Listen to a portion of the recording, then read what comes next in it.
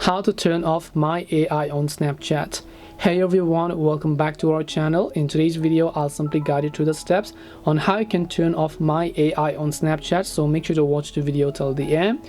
Now, if you've been using Snapchat, you might have already heard or maybe seen My AI, and it's actually quite bothering for you.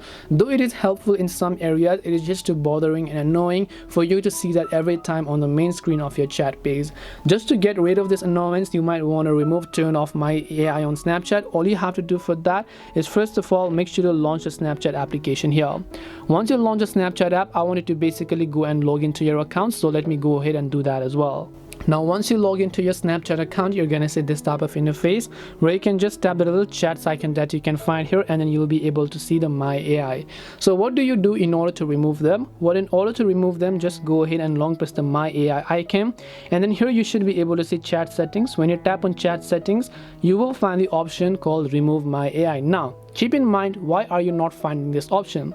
So you will only be able to find this option if you have Snapchat Plus. That's right, Snapchat has built their app in such a way that you will only be able to unpin or remove My AI on Snapchat only after you have bought the premium subscription.